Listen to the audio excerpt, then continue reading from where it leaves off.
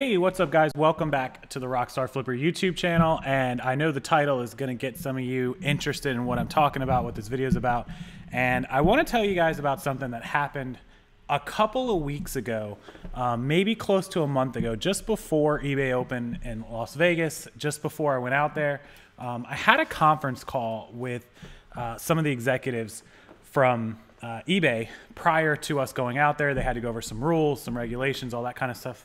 And I had something after that brought to my attention that was basically loopholing eBay. Now, I want to put a disclaimer out. I didn't create this. I didn't figure this out. I didn't have anything to do with this. It was simply brought to my attention.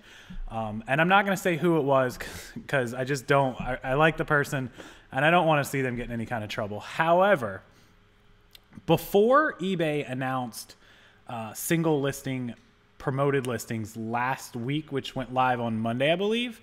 And before even eBay opened, some people figured out, well, first, let's backtrack even months before that. Some people tried to get away with listing their items in the wrong categories on purpose, so they would qualify for single listing promoted listings. That is strictly against eBay policy.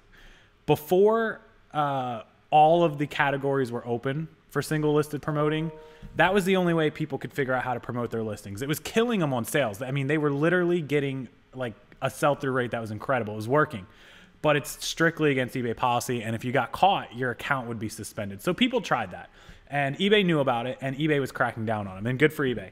But what they didn't count on was that folks found another workaround. So basically what was brought to my attention is that people knew they couldn't promote listings that had one unique item. And of course, those of us that are clothes sellers that get, you know, one unique tie, well, I'm not going to get another one of these ties. Like, the chances of me finding this exact tie again are 1 in a million 10 years from now. So there was no way for me to promote this listing. But if I had 2 of these, I could promote it, but I don't have 2 of them. So how do I promote it? So without listing this in the wrong category and getting my account suspended, someone figured out that you could list this as a quantity 2, promote the listing, and then go in and revise it back to 1, and it would stay promoted. So that's the workaround that people figured out. And again, I didn't figure this out. It was brought to my attention probably 2 weeks before eBay opened. And it was actually brought to the executives' attention on the conference call that we had with a half a dozen people.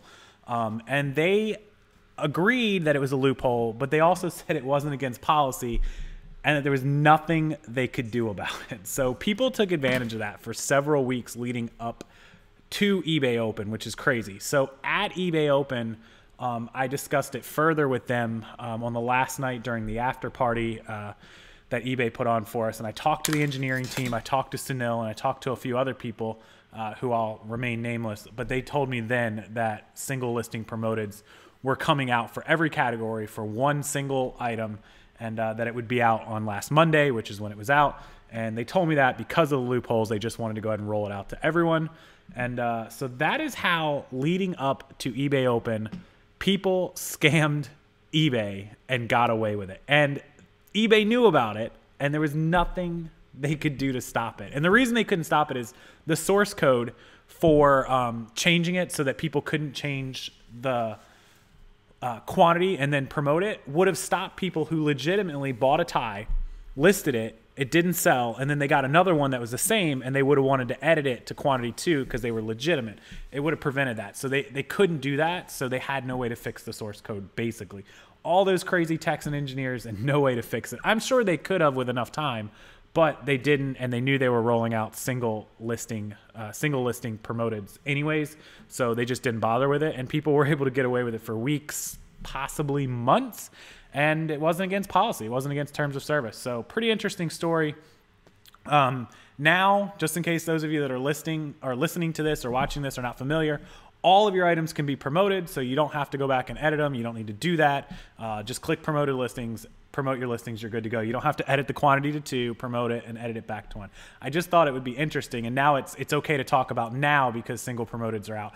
But back then when I learned about it, I didn't want to spread the news and have other people running loopholes on eBay. It just wasn't good. Not that eBay lost anything from it, because they were still getting paid the advertising money and they were still getting, you know, the increase in the fees. It just wasn't what they intended when they intended it. But now that it's out, it's okay. So don't worry about it. You don't have to scam eBay. And if you ever find a loophole on eBay, please don't publicize it, and please don't try to spread the word. And make sure you don't do anything against terms of service or policy. The category manipulation would have definitely gotten people's accounts suspended, and I know it did. The quantity manipulation probably should have, but they didn't. So that's just my short little story. I know it's a dumb short video, but I thought you guys would find a good laugh in that. And I know I'm going to get some terrible comments about this, that I knew about it, blah, blah, blah. I did bring it to eBay's attention. I told them on the conference call. I told them in Vegas. They knew about it. They couldn't stop it, and they just basically let it ride. So don't come down on me. I didn't figure it out. I'm not the one that was, you know, publicizing it all over. I'm not the one that created it or figured, you know, that you could do it. I just let them know. I asked them about it. They said it wasn't against policy, and that was pretty much it. So, you know, feel free to leave whatever comments you want. Again, they're held until I approve them. And I'm sure someone's going to make a video about this and make me sound like some terrible, horrible person because I knew about something. But I told them there's nothing else I could do. I let them know what was going on, and they couldn't do anything about it. So don't call me the bad guy. Anyways, enjoy your Wednesday night, guys. I'll see you again tomorrow. Tomorrow's the live show, Thursday, 9 p.m. Eastern Standard Time. Don't forget about it. Just make sure you're subscribed to this channel. Make sure you turn your notifications on, and you'll know exactly when I go live. But it's 9 p.m. Eastern Time. Just come right back here on the channel, and you'll be a part of it. The chat will be there, and we'll have a good time. See you guys.